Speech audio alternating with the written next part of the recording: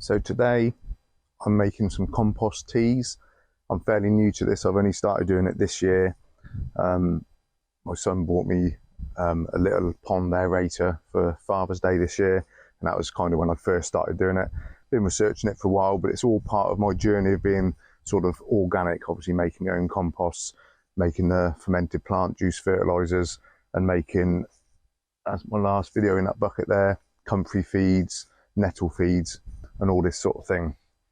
Keeping worms as well, all part of the big plan to be eventually fully organic here, which I am anyway, pretty much. I use a bit of chicken pelleted manure, stuff like that, but this is all part of the sort of arsenal of things you can do to invigorate your plants. So basic compost tea is you suspend a bag of compost in like a mesh bag in a bucket of water. You add a little bit of molasses, so I bought 20 litres because I thought I may as well get a good amount that'll last me a while. 20 litres, I think it was about £20 off Amazon. Unsulfured molasses is what you want, just pure unsulfured molasses. So basically, you'll see different people putting different amounts. I just put probably equivalent to about a heaped sort of dessert spoon. So in the bottom, it's about a glug. I'll just try to make a little bit of a puddle there in the middle, about that much in each one.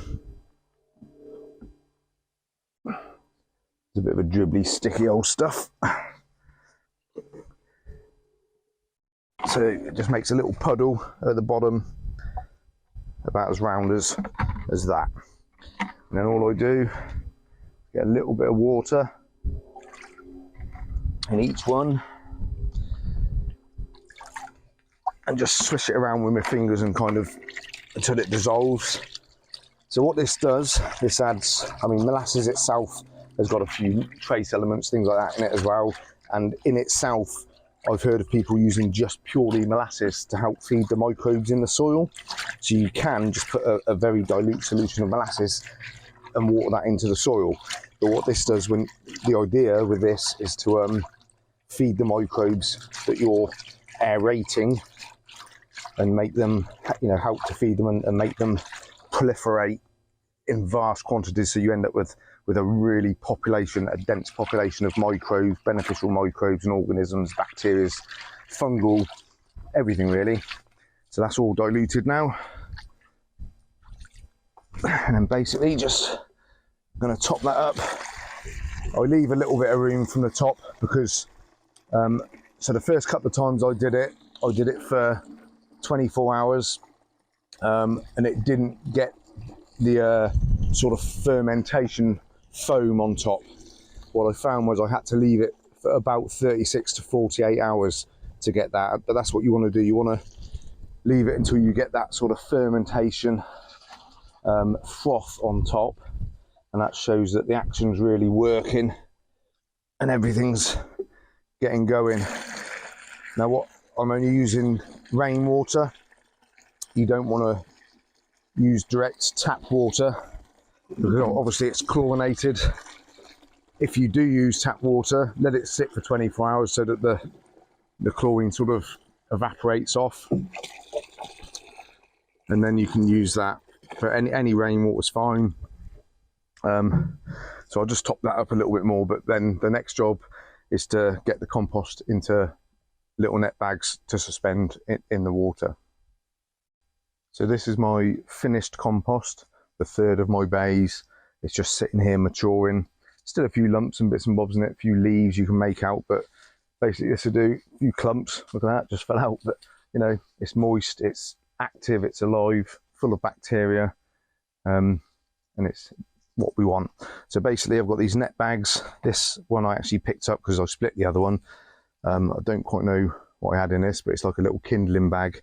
I was using a bigger kindling bag. I used to sell kindling, and I've got hundreds and hundreds of bags left over, but it's a bit too big and I was having to tie a big knot in it. So I was in Sainsbury's the other day. That's just basically a Sainsbury's fruit, what they put in the fruit and veg area, as a reusable fruit bag, 30p. So I just picked one of those up. So this is the first time I'm going to use this. So basically for a bucket the size I'm doing, which is 20 litres, I make sure I get some of the leaf in, because leaf mould is a good thing to have. I'd put probably about 4 handfuls, about that much is plenty. So same again, I don't bother putting twigs and things in it, just make sure you've got purely compost, and if you've got some lumps like I have of leaf mould and that's still in there, then that's all good. About 4 handfuls, yeah, that's fine. So what we do now is we take these bags and the buckets over to the area in the chicken run where I've got my solar power, because I leave it all down here. I don't bother doing it at home on the mains. My solar power is enough to run the pumps. So we're going to do that now.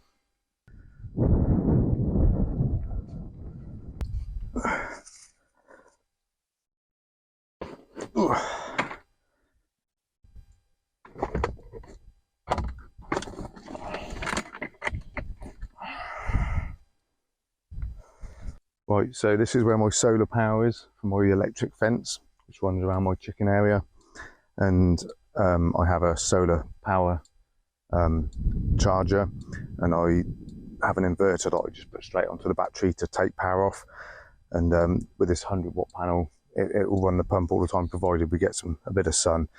Right, so these bags, what I did forget to say, I just put a stone in the bottom of each one, because sometimes they will kind of float up a little bit if you get a bit of air in there.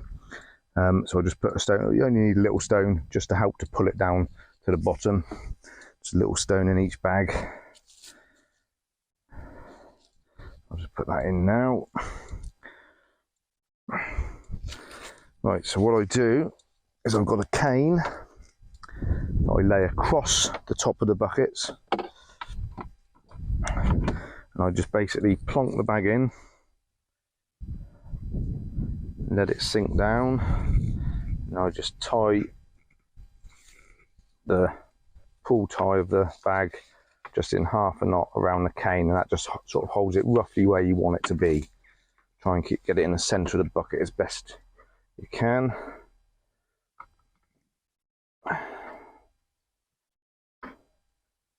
That's both of those just tied on with half a knot. It just holds them sort of roughly in the centre of the bucket. So I'm using this old plastic container. We had a couple of these when the kids were young in the back garden. We used to put footballs and that in them. Obviously the kids are old now.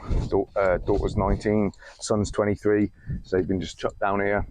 I knew they'd come in handy for something, so I thought this is what I'm going to do my fertilizers, because it just keeps them out of the sun a little bit. The lid has kind of broken a bit, but I'll put it back on with a brick on top. It just keeps them out of the sun and lets them bubble away quite happily. So the air pump I'm using is actually one that my dad just gave me today.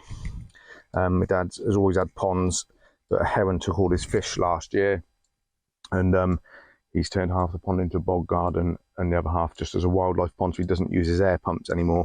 So he bought me a box today with 3 air pumps in. A couple of them seem to work. One's a bit broken. I'll see if I can fix it. But the one my son got me just had 2 little stones. This one has got 4. So it is higher wattage. It's an 8-watt pump, not a 2-watt, which is what I've been using. So I will have to see how this does with the solar power. Hopefully that will run it through the night. When it's sunny like this, it will run it fine. But it's through whether it makes it through the night, which is what I'll have to see. So I've got 4 stones. I do like to put 2 stones per bucket because they will sometimes move a little bit. So I try and put one either side of the bag and sort of just tucked underneath it. I haven't untangled all the tubing yet. It's a bit longer than I need, but it'll do the job. So just run them out, 2 stones right to the bottom either side of the bag, and I'll just turn the inverter on and see how we're looking. That's perfect. They're a lot more powerful than the other little one I've got. But what I can do, I've got a double plug attachment. So off my inverter, I can run to 2 plugs, bring it into here. Obviously this helps keep any rain out as well. So I can run multiple pumps in here. If I take this box out, I've stood this pump on, I can get another bucket in there. I'd only get 3 maximum. But it's an ideal size really. I like to try and make, what I've been doing the last few weeks, is making a batch on a Friday ready for Sunday morning. and I give all the veg garden a good soak with it. I pour one whole bucket into my sheep drinker, and I pump the water directly out of there. That's 200 or 250 litres, and I pump it out until it's empty. Then I top it back up, pour the other bucket in, and pump again, and I give the whole garden a good soak with this every Sunday. Is what I've been doing, and it's definitely made a difference. It really has. I can see the difference. But I'll just bring you in and let you have a good look close up. So there they are, bubbling away. Like I say, it is much better with 2 of the air balls, because you can put one either side of the bag, and it just really sort of gets the air flowing through the compost there. As you can see, the stones are kind of holding it in place. It's not moving around too much. When I did it without the stones the first time, the air would get into the bag and it would lift it up to the side, and everything kept moving. So just a little pebble in the bottom, it just helps to hold it straight. But yeah, so basically I'm going to leave that now. I'll check it tomorrow, make sure it's still going in the morning after a night time. At 8 watts, that battery should run that through the night, I hope. But yeah, we'll have a look in the morning, and I will leave that till Sunday morning, and hopefully when I come back Sunday morning, we'll have a nice froth building up on top from like the sort of the bacterial action, and hopefully we'll have a good look at that then. So this is Sunday morning. I've just come down to feed the garden. The solar power has kept the pumps running all night. Didn't run out at all.